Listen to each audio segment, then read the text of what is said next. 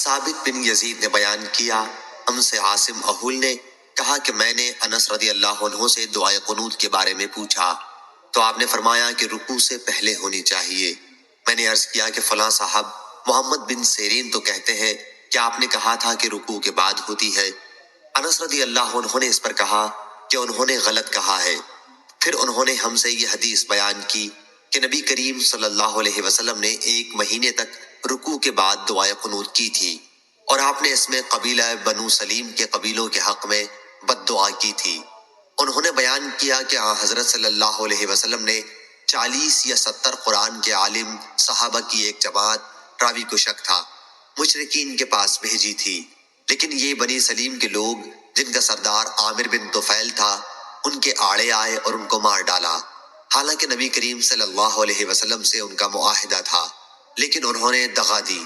حضرت صلی اللہ علیہ وسلم کو کسی معاملے پر اتنا رنجیدہ اور غمگین نہیں دیکھا جتنا ان صحابہ کی شہادت پر آپ رنجیدہ تھے۔ صحیح بخاری حدیث نمبر 3170۔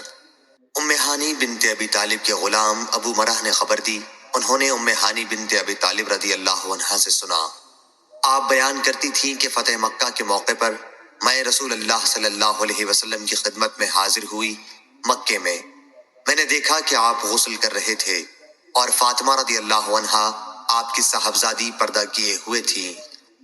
میں نے آپ کو سلام کیا تو آپ نے دریافت فرمایا کون صاحبہ ہیں؟ میں نے عرض کیا کہ میں ام ہانی بنت ابی طالب ہوں۔ حضرت صلی اللہ علیہ وسلم نے فرمایا آؤ، اچھی آئیں ام ہانی۔ پھر جب آپ صلی اللہ علیہ وسلم غسل سے فارغ ہوئے تو آپ نے کھڑے ہو کر 8 رکعت چاشت کی نماز پڑھی۔ آپ صلی اللہ علیہ وسلم صرف ایک کپڑا جس میں اطہر پر لپیٹے ہوئے تھے۔ میں نے عرض کیا یا رسول اللہ صلی اللہ علیہ وسلم، میری ماں کے بیٹے حضرت علی رضی اللہ عنہ کہتے ہیں کہ وہ ایک شخص کو جسے میں پناہ دے چکی ہوں قتل کیے بغیر نہیں رہیں گے۔ یہ شخص حبیرہ کا فلاں لڑکا جودہ ہے۔ حضرت صلی اللہ علیہ وسلم نے فرمایا ام ہانی جسے تم نے پناہ دی اسے ہماری طرف سے بھی پناہ ہے۔ ام ہانی رضی اللہ عنہا نے بیان کیا کہ یہ وقت چاشت کا تھا۔ صحیح بخاری حدیث نمبر 3171۔ وکی نے خبر دی، انہیں عامش نے، انہیں ابراہیم تیمی نے، ان سے ان کے باپ یزید بن شریک تیمی نے بیان کیا کہ علی رضی اللہ عنہ نے ہمارے سامنے خطبہ دیا جس میں فرمایا کہ کتاب اللہ اور اس ورق میں جو کچھ ہے اس کے سوا اور کوئی کتاب احکام شریعت کی ایسی ہمارے پاس نہیں جسے ہم پڑھتے ہوں۔ پھر آپ نے فرمایا کہ اس میں زخموں کے قصاص کے احکام ہیں اور دیت میں دیے جانے والے کی عمر کے احکام ہیں، اور یہ کہ مدینہ حرم ہے، غیر پہاڑی سے فلاں احد پہاڑی تک، اس لیے جس شخص نے کوئی نئی بات شریعت کے اندر داخل کی یا کسی ایسے شخص کو پناہ دی تو اس پر اللہ، ملائکہ اور انسان سب کی لعنت ہے، نہ اس کی کوئی فرض عبادت قبول ہوگی اور نہ نفل۔ اور یہ بیان ہے جو لونڈی غلام اپنے مالک کے سوا کسی دوسرے کو مالک بنائے اس پر بھی اس طرح لعنت ہے۔ اور مسلمان سب برابر ہیں، ہر ایک کا ذمہ یکساں ہے، پس جس شخص نے کسی مسلمان کی پناہ میں جو کسی کافر کو دی گئی ہو دخل اندازی کی تو اس پر بھی اسی طرح لعنت ہے۔ صحیح بخاری حدیث نمبر 3172۔ مستد بن مسرحد نے بیان کیا، کہا ہم سے بشیر بن مفضل نے، کہا ہم سے یحییٰ بن سعید انصاری نے، ان سے بشیر بن یسار نے، اور ان سے سہل بن ابی حثمہ نے بیان کیا کہ عبداللہ بن سہل اور محیصہ بن مسعود بن زید رضی اللہ عنہ خیبر گئے۔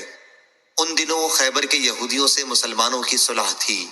پھر دونوں حضرات خیبر پہنچ کر اپنے اپنے کاموں کے لیے جدا ہو گئے۔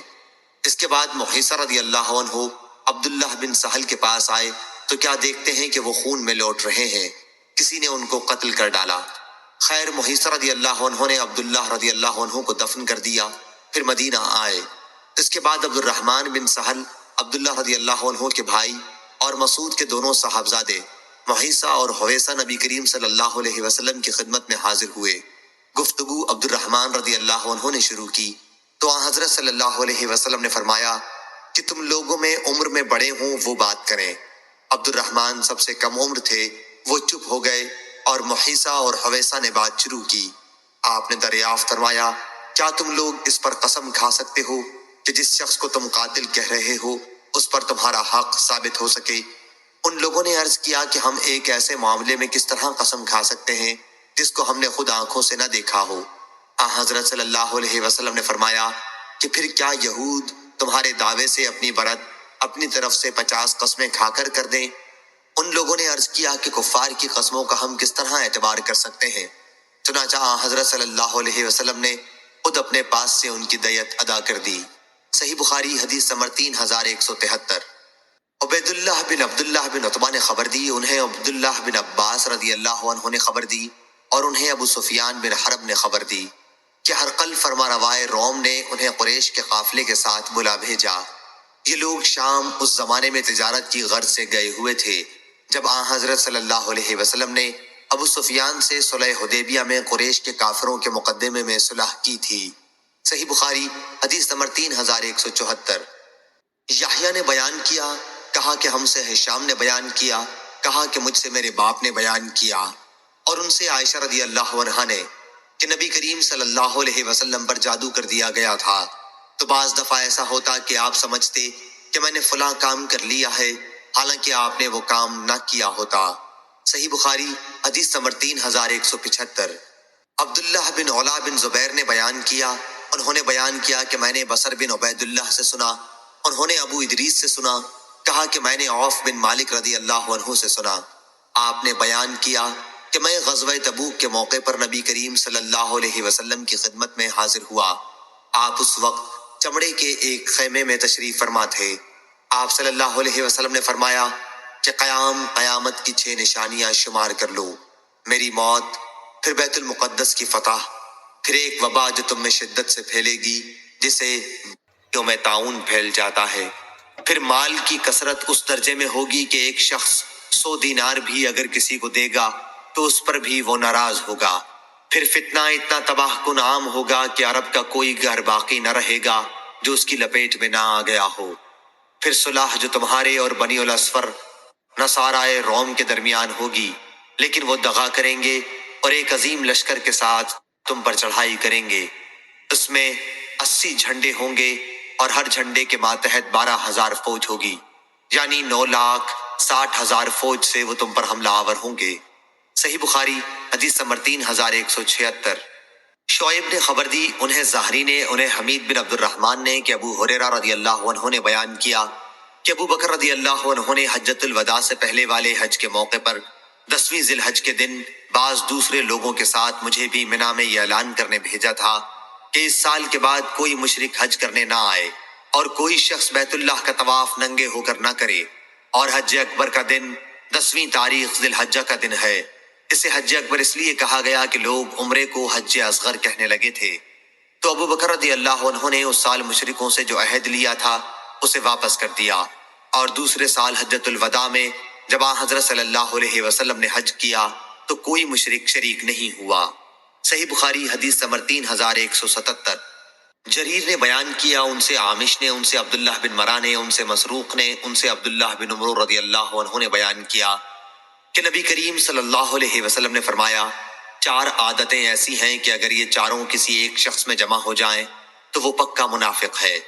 وہ شخص جو بات کرے تو جھوٹ بولے، اور جب وعدہ کرے تو وعدہ خلافی کرے، اور جب معاہدہ کرے تو اسے پورا نہ کرے، اور جب کسی سے لڑے تو گالی گلوچ پر اتر آئے، اور اگر کسی شخص کے اندر ان 4 عادتوں میں سے ایک ہی عادت ہے تو اس کے اندر نفاق کی ایک عادت ہے جب تک کہ وہ اسے چھوڑ نہ دے۔ صحیح بخاری حدیث نمبر 3178۔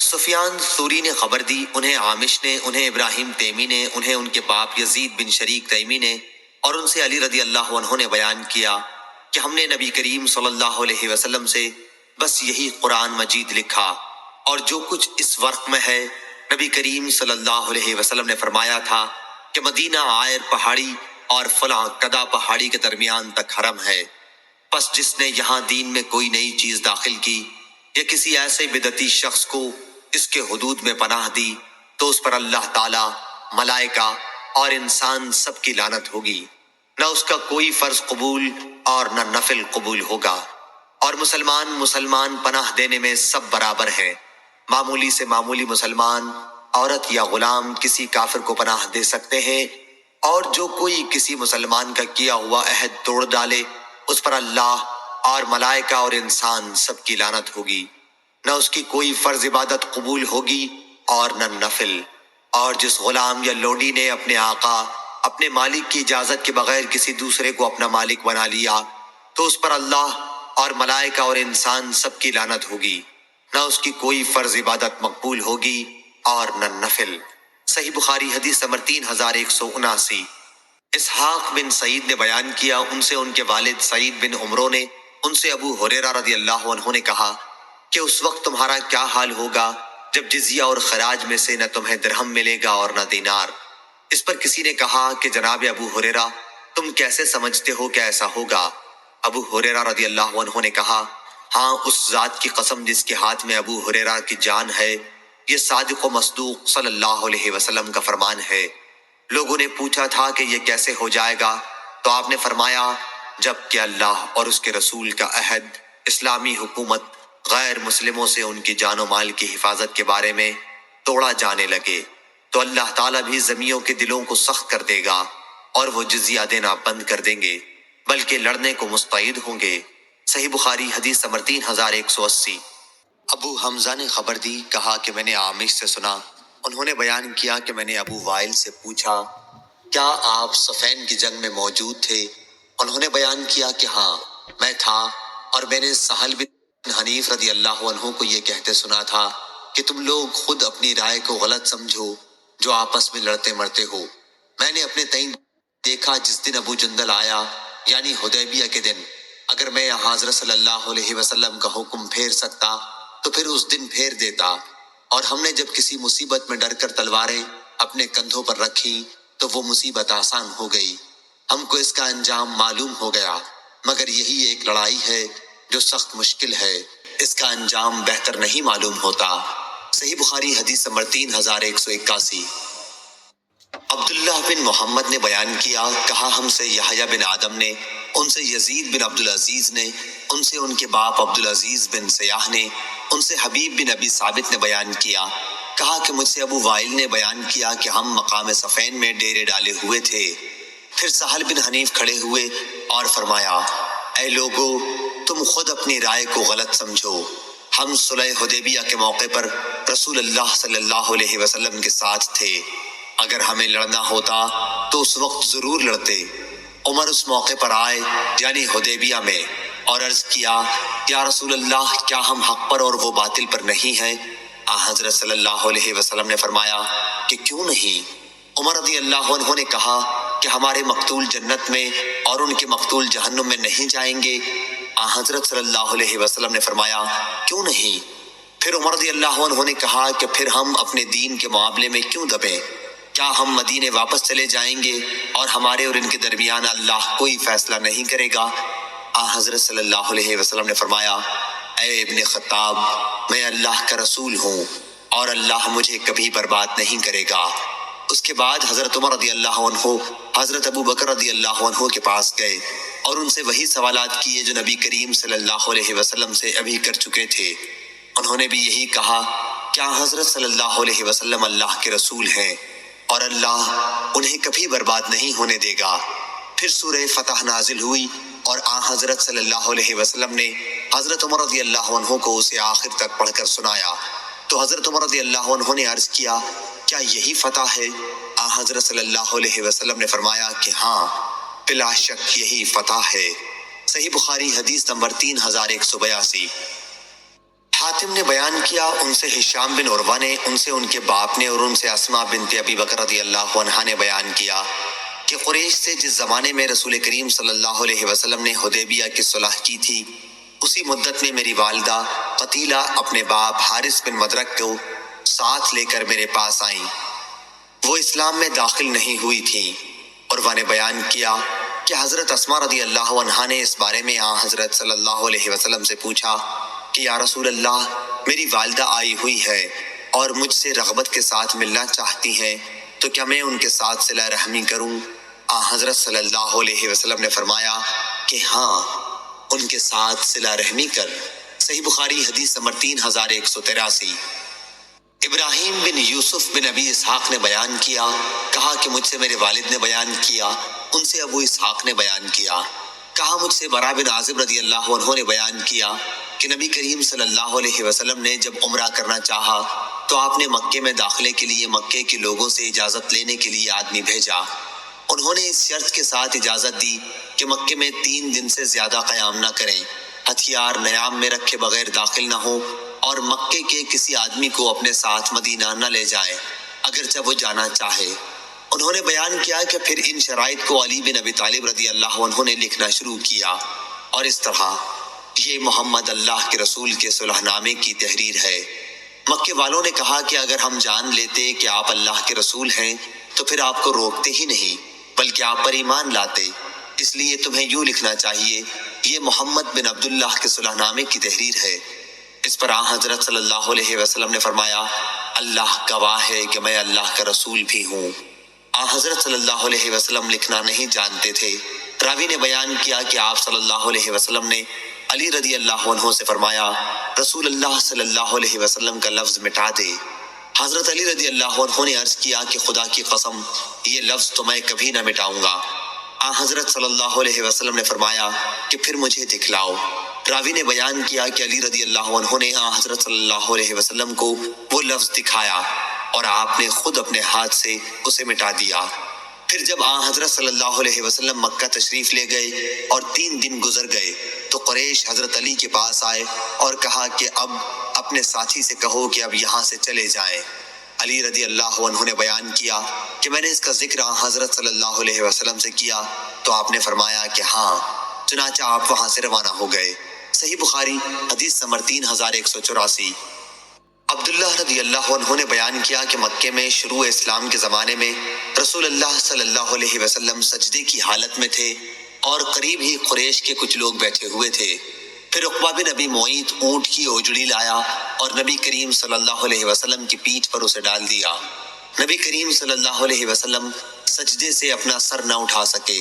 آخر فاطمہ رضی اللہ عنہا آئیں اور آپ صلی اللہ علیہ وسلم کی پیٹھ پر سے اس اوجڑی کو ہٹایا اور جس نے یہ حرکت کی تھی اسے برا بھلا کہا۔ نبی کریم صلی اللہ علیہ وسلم نے بھی بد دعا کی کہ اے اللہ، قریش کی اس جماعت کو پکڑ۔ اے اللہ، ابو جہل بن ہشام، عتبہ بن ربیعہ، شیبہ بن ربیعہ، عقبہ بن ابی معیط، امیہ بن خلف یا ابی بن خلف کو برباد کر۔ پھر میں نے دیکھا کہ یہ سب بدر کی لڑائی میں قتل کر دیے گئے اور ایک کنویں میں انہیں ڈال دیا گیا، سوا امیہ یا ابی کے کہ یہ شخص بہت بھاری بھرکم تھا۔ جب اسے صحابہ نے کھینچا تو کنویں میں ڈالنے سے پہلے ہی اس کے جوڑ الگ ہو گئے۔ صحیح بخاری حدیث نمبر 3185۔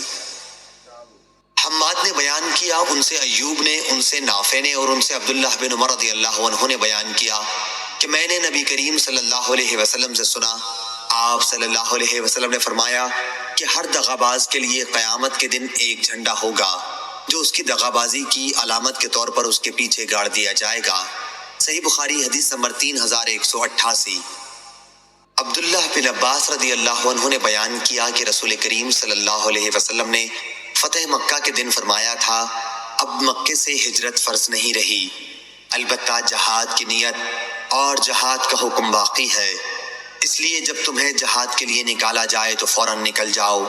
اور آن حضرت صلی اللہ علیہ وسلم نے فتح مکے کے دن یہ بھی فرمایا تھا کہ جس دن اللہ تعالیٰ نے آسمان اور زمین پیدا کیے اسی دن اس شہر مکے کو حرم قرار دے دیا، پس یہ شہر اللہ کی حرمت کے ساتھ قیامت تک کے لیے حرم ہی رہے گا، اور مجھ سے پہلے یہاں کسی کے لیے لڑائی لڑنا جائز نہیں ہوا، اور میرے لیے بھی دن کی صرف ایک گھڑی کے لیے جائز کیا گیا، بس اب یہ مبارک شہر اللہ تعالیٰ کی حرمت کے ساتھ قیامت تک کے لیے حرام ہے۔